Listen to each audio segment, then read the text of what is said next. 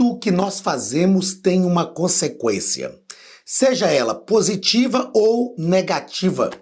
Nós não conseguimos escolher o que colhemos, mas conseguimos escolher o que semeamos. As consequências do pecado vieram sobre a raça humana em todas as esferas, inclusive sobre o corpo. E nós precisamos compreender que, uma vez que as consequências do pecado vieram sobre a raça humana em todas as esferas, as consequências positivas da salvação também alcançam a nossa vida em todas as esferas. O nosso corpo é templo do Espírito Santo e, como tal, também deve ser santificado. Mas não podemos nos esquecer que nós colhemos as consequências do pecado também em nosso corpo. Queridos, sejam bem-vindos à Academia de Pregadores. Eu sou o pastor Anderson Silva. Estamos nas nossas lições bíblicas de escola dominical neste quarto trimestre de 2025 e hoje nós estudaremos a lição de número 3. Lição de número 3 do dia 19 de outubro de 2025, onde nós trataremos sobre o corpo e as consequências do pecado. Nós precisamos compreender que uma das principais áreas que foi atingidas pelo pecado, ou a área primária que foi atingida pelo pecado, foi realmente o corpo, as doenças, as enfermidades, a degradação do corpo físico. Todas estas coisas vieram como consequência do pecado. Mas na cruz, Jesus Cristo também garantiu-nos o direito de ter os nossos corpos, ou o nosso corpo, transformado. Então, o Senhor vai restaurar também o nosso corpo. Enquanto estamos nesta vida, precisamos entender que passamos por aflições, por doenças, por enfermidades, por dores.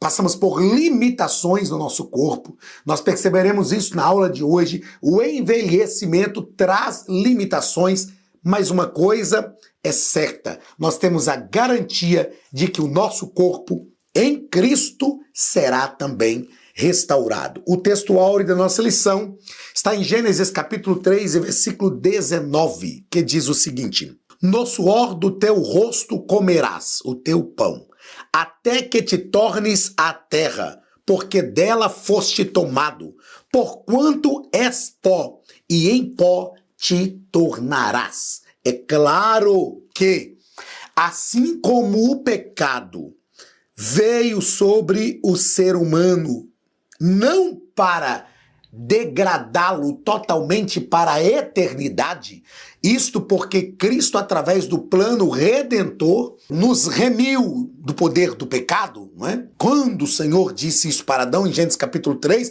é claro que já era um plano estabelecido desde a eternidade, que não havia se cumprido ainda, mas já era um propósito eterno de Deus. Então, assim como o pecado degradou a nossa vida, mas não para a eternidade, porque em Cristo nós somos restaurados, a punição do pecado também é temporária. O Senhor disse, olha, é só nessa vida aqui, até você voltar ao pó. Porém, João vai escrever em Apocalipse, dizendo que a terra vai dar os seus mortos, o mar vai dar os seus mortos. A ressurreição do nosso corpo é uma realidade tangível também. A verdade prática da nossa lição nos diz que o pecado do primeiro Adão afetou o homem no corpo, na alma e no espírito, na sua integralidade, ou seja, na sua plenitude.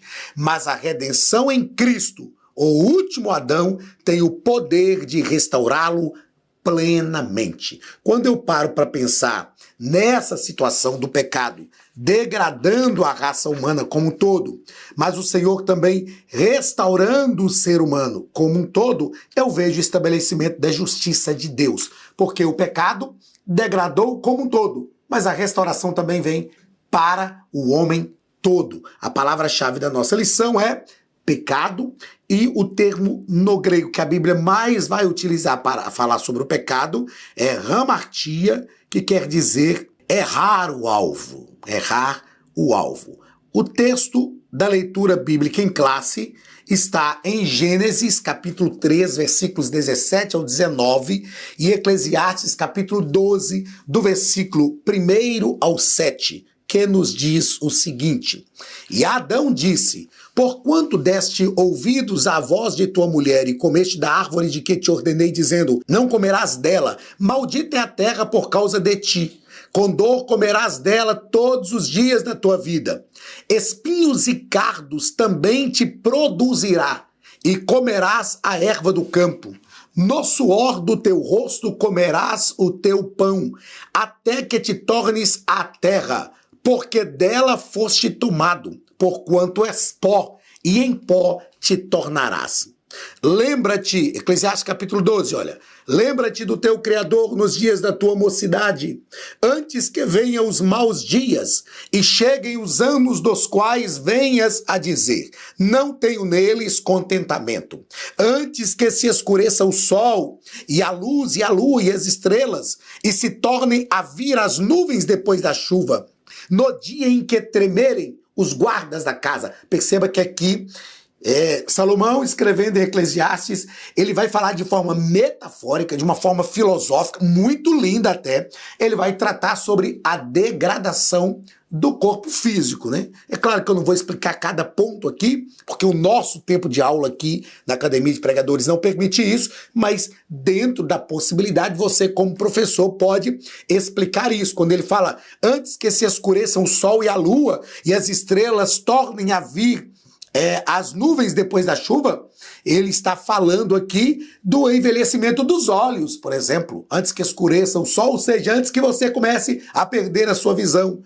No dia em que tremerem os guardas da casa, e se curvarem os homens fortes, e cessarem os moedores, camarada vai ficando banguelo, vai cair nos dentes, por já serem poucos, e se escurecerem os que olham pelas janelas.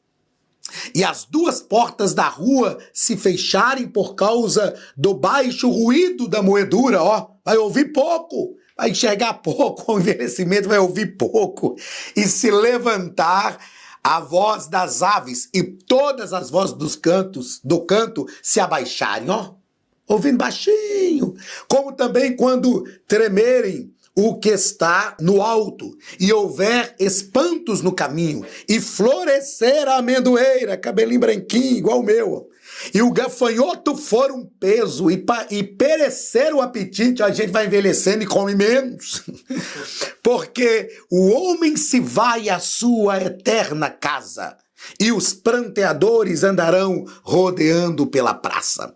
Antes que se quebre a cadeia de prata e se despedace o copo de ouro, e se despedace o cântaro junto à fonte, e se despedace a roda junto ao poço, e o pó volte à terra como era, e o espírito volte a Deus que o deu.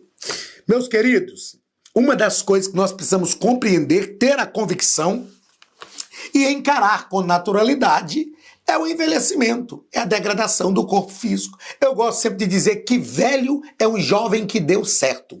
Uma vez uma moça me disse assim: pastor, eu não quero envelhecer. Eu falei com ela: eu sei como você faz para não envelhecer. E ela disse: como? Eu falei: morre nova. Porque quem não quer envelhecer tem que morrer novo. E eu disse para ela: eu quero ficar velhinho. E nós precisamos, vamos ver isso aqui durante a lição de hoje, nós precisamos envelhecer de forma saudável.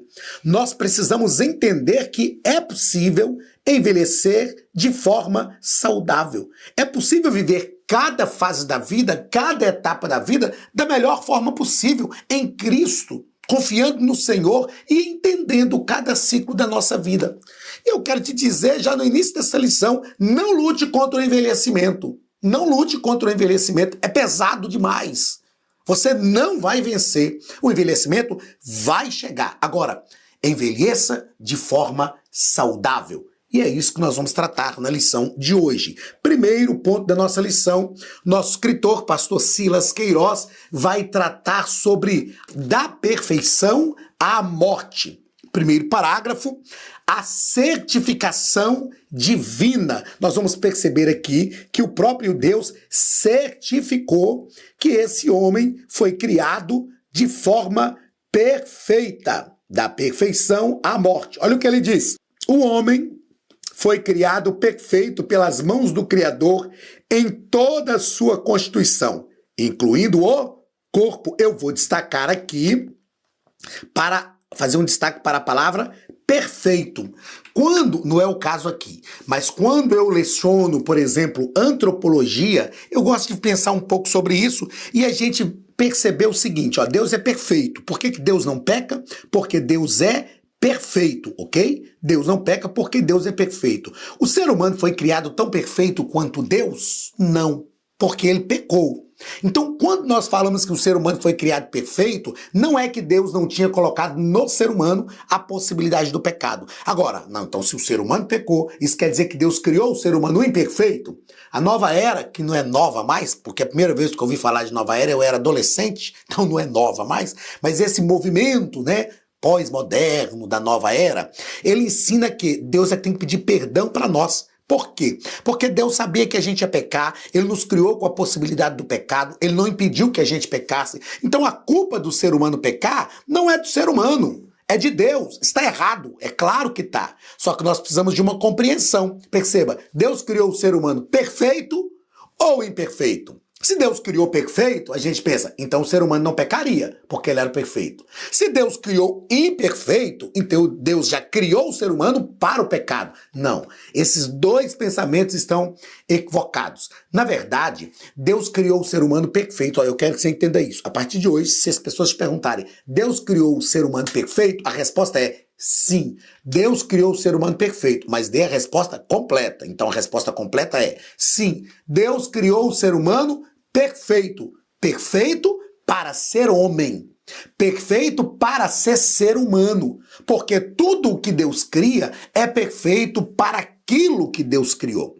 O que eu quero que você entenda é que tudo que Deus cria com um propósito, para um propósito específico. Se aquilo que Deus cria segue o caminho, a trajetória, a rota do propósito, isso é perfeito.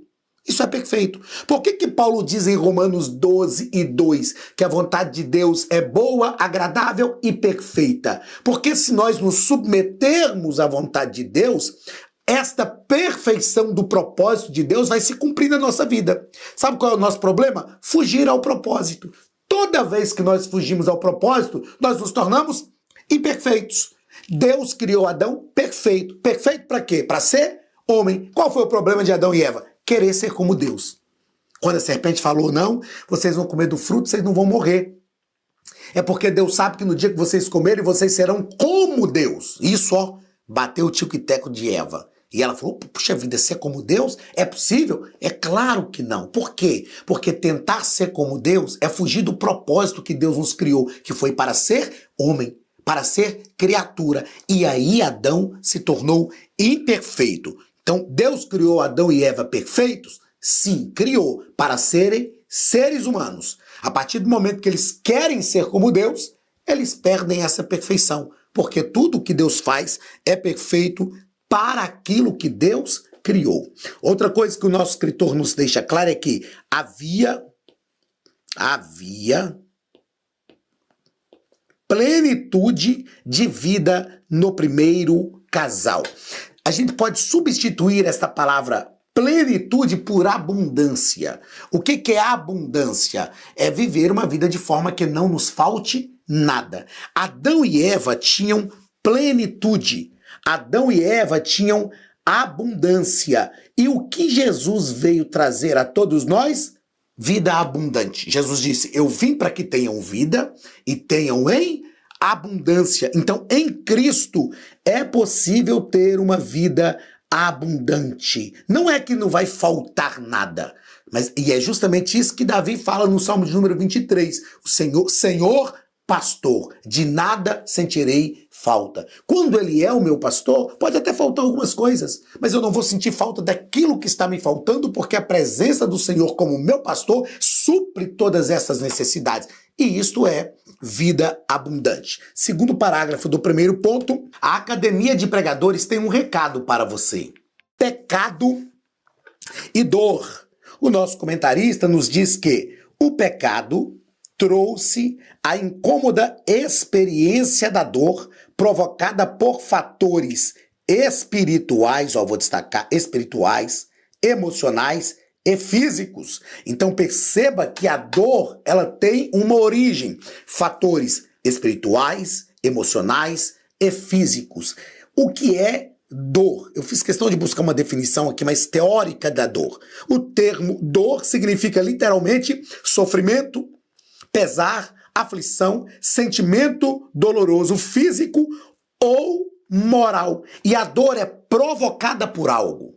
É provocada por algum sofrimento, por algum sentimento, é provocada por alguma aflição, por algum sentimento doloroso, físico, emocional ou também espiritual. O ser humano, antes do pecado, não sentia dores. Por quê? Porque não havia sofrimentos. O pecado foi quem abriu a porta de todo o mal que o ser humano passou a conhecer e a conviver com ele. E nós já vamos falar disto aqui. Então, a dor é uma consequência do pecado. Tem jeito de extinguir a dor, acabar com a dor, tem jeito de viver sem dor, tem jeito, não tem. É possível acabar com a dor depois que somos crentes? Não. Jesus disse em João capítulo 16, versículo 33, no mundo tereis aflições, mas tende bom ânimo, eu venci o mundo. As aflições produzem dores. Nós precisamos aprender a suportar males.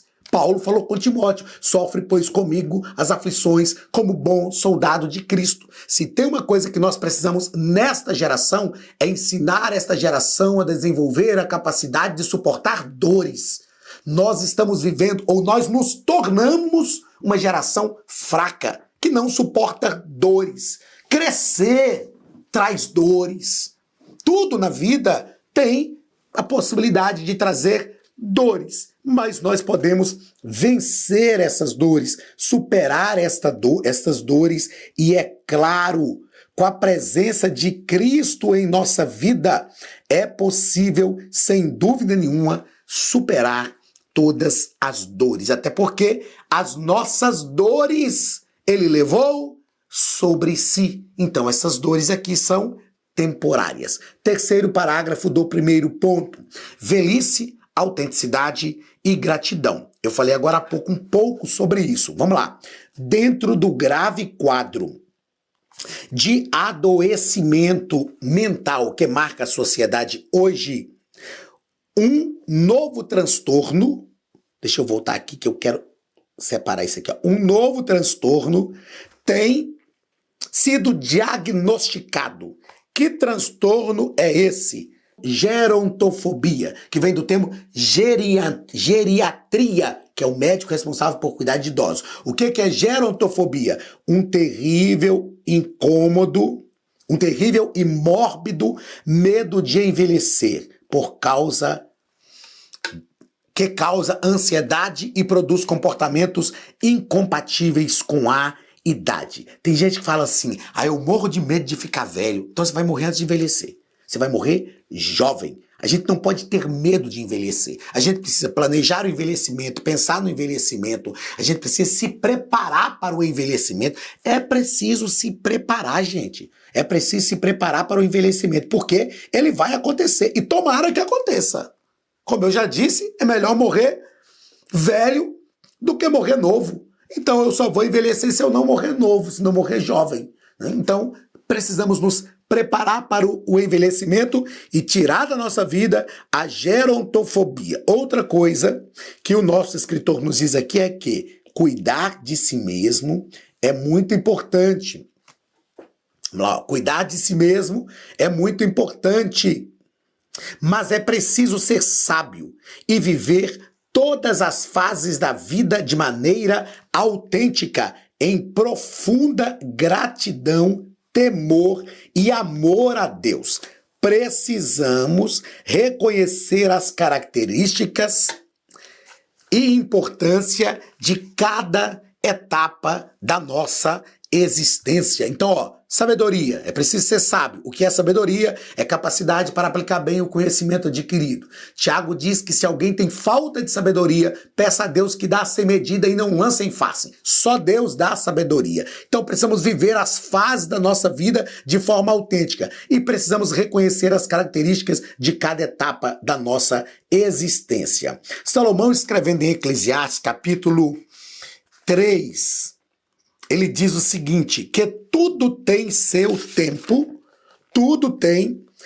tempo determinado. Capítulo 3, versículo 1. Tudo tem seu tempo determinado e há tempo para todos os propósitos debaixo do céu. Queridos, precisamos aprender que Deus tem um tempo determinado para cada coisa. Uma das piores coisas, um dos piores erros que nós podemos cometer é não entender o tempo que estamos vivendo. Qual é o tempo que você está vivendo? Qual é o tempo de Deus hoje para a sua vida? Tem gente que fala assim, pastor, mas eu gostaria tanto de entender o tempo de Deus. Mas você já entendeu o seu tempo? Se eu não entendo nem o meu tempo, como eu vou ousar entender o tempo de Deus? Eu gosto de dizer que hoje eu sou um homem de 49 anos de idade, quase meio século. Eu preciso viver de acordo com um homem de 49 anos de idade. Eu não sou mais um garotinho de 16, 18 anos, não sou mais um garotão de 20 e poucos anos. Não, eu não tenho mais aquela força que eu tinha, mas eu tenho a experiência que eu não tinha. E eu preciso viver cada tempo da vida de forma saudável, inteligente, sábia. E o Espírito Santo nos dá essa capacidade. Quando Paulo escreve a carta aos Gálatas no capítulo 5, falando sobre as obras da carne e o fruto do Espírito, uma das virtudes do fruto do Espírito é temperança ou domínio próprio. Ninguém consegue ter domínio próprio se não conhecer a si mesmo. Então, qual é o tempo que você está vivendo? O que Deus quer para você nesse tempo? Você consegue entender o seu tempo? Você consegue viver o seu tempo de forma saudável? Você consegue se aplicar a viver este tempo, como a Bíblia diz, remindo o tempo, porque os dias são maus? Você tem vivido de forma inteligente e aproveitado o seu tempo? O Espírito Santo nos dá essa condição e esta capacidade. Segundo ponto da nossa lição, a responsabilidade humana. Primeiro parágrafo, o nosso escritor vai tratar sobre corpo e livre-arbítrio. É claro que a gente não vai entrar aqui no dilema de calvinismo e arminianismo, mas uma coisa é certa, nós temos livre-arbítrio. E o pastor Silas nos escreve dizendo, como consequência de sua transgressão, Adão e Eva passaram a conhecer não somente o bem, mas o mal. E todos os seus descendentes nasceram inclinados para o pecado. Grife aí a palavra conhecer. A palavra conhecer na Bíblia não fala só de conhecer como você me conhece. Conheço o pastor Anderson Silva, da Academia de Pregadores, sou aluno dele. Ou pessoas que convivem com a gente, encontra de vez em quando, num lugar onde a gente prega, enfim, pessoas que estão no templo convivendo conosco ali na dinâmica do pastoreio. A palavra conhecer, ela não tem esse significado na Bíblia. Na Bíblia, conhecer é conviver, morar junto, habitar debaixo do mesmo teto, ter um profundo conhecimento, comunhão, entrosamento, estar desfrutando das mesmas coisas. A serpente falou com Adão e Eva assim, no dia que vocês comerem desse fruto, vocês não vão morrer. Na verdade, a morte física não aconteceu de uma vez só. Mas vocês vão conhecer o bem e o mal. Só que a serpente não avisou para Adão e Eva que conhecer o bem e o mal era ter que conviver com o bem e com o mal na vida cotidiana. A partir do pecado, o ser humano, antes do pecado, ele convivia só com o bem. Isso ele já conhecia. Ele tinha um convívio com o bem, uma interação com o bem, ele já conhecia isso. A partir do pecado, ele começa a conviver também com o mal, com a maldade, conviver e interagir. Se a serpente tivesse avisado, Adão, Eva, o negócio é o seguinte, vocês vão conhecer, mas não é só conhecer de forma intelectual, é conhecer de sentir, vocês vão sentir o mal na própria carne. Vocês vão ter que conviver com o mal e com a maldade todos os dias da vida de vocês. Talvez eles tinham pensado melhor. Na verdade, é isso que aconteceu com o ser humano. E o pastor Silas Queiroz vai nos dizer que o ser humano continua dotado de livre-arbítrio. Nós somos responsáveis pelo uso de nosso corpo para o bem ou para o mal. Eu gosto sempre de dizer que nós precisamos não colocar na responsabilidade de Deus aquilo que é, ou não colocar na soberania de Deus aquilo que é a responsabilidade humana. Tem gente que fala, pastor, não sei o quê, é isso mesmo, mas o senhor sabe como é que é, né? O senhor sabe como é que é, a carne é fraca, isso é verdade. A Bíblia não fala, pastor, que a carne é fraca, mas lê o versículo inteiro, por favor. A Bíblia diz que a carne é fraca, mas o Espírito está pronto. Agora, lê antes também, Jesus disse assim, vigiai, porque a carne é fraca, mas o Espírito está pronto. Então, quando é que a carne é fraca? Primeiro, quando a gente não vigia. Todas as vezes que nós não vigiarmos, a fraqueza da carne vai nos dominar. Então não tem esse negócio. Nós temos um livre-arbítrio, uma livre escolha. Paulo, ensinando a igreja de Corinto, ele fala, glorificai, pois, a Deus no vosso corpo.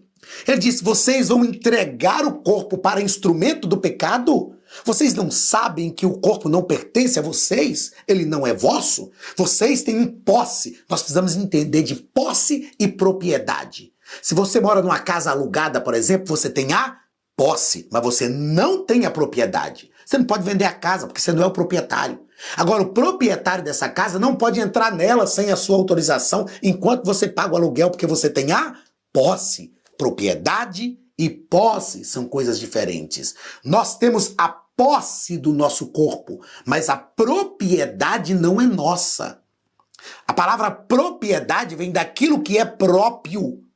A propriedade do nosso corpo é propriamente de Deus, porque Ele é o proprietário. Nós temos a posse. Então eu posso fazer o que eu quero com o meu corpo? Pode. Você tem o livre-arbítrio, mas não esqueça. Salomão, escrevendo em Eclesiastes capítulo 12, versículo 1, ele diz assim, olha, goze a vida, jovem, conforme os desejos do seu coração, faz o que você quiser. Eu posso fazer? Claro que pode. Pastor, eu posso fazer com o meu corpo o que eu quiser? Pode, meu amigo, faz. Salomão falou que pode. Agora, lê o versículo todo, porque ele diz assim, saiba que por todas estas coisas te trará Deus a juízo. Então nós vamos ter que responder em relação a isso. Então nós temos o livre-arbítrio para fazer o que quisermos do nosso corpo, mas nós teremos que responder em relação a isso. Segundo parágrafo do segundo ponto, a potencialização do sofrimento. O nosso escritor nos diz que essa potencialização do sofrimento decorre das obras da carne. E lá no finalzinho, ele vai nos dizer que qualquer negligência pode resultar em gravíssimas consequências. Uma coisa que é importante você entender é que, escrevi aqui para não esquecer, é a primeira vez que eu falo essa frase hoje, mas está aqui, ó. O pecado em si já trouxe um grave desajuste. Além disso, a própria natureza carnal agrava a situação. Meus queridos, o pecado já desajustou a raça humana.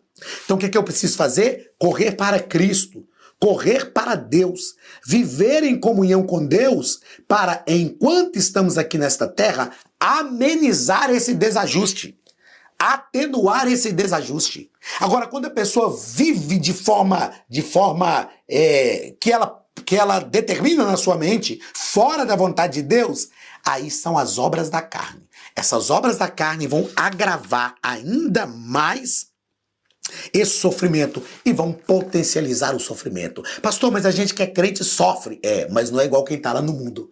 Porque quando nós estamos no centro da vontade de Deus, esse sofrimento é amenizado. Só de estarmos no centro da vontade de Deus, nós já vivemos de forma diferente. E é isto que Jesus falou. Eu vim para que tenham vida e tenham em abundância. Terceiro ponto da nossa lição.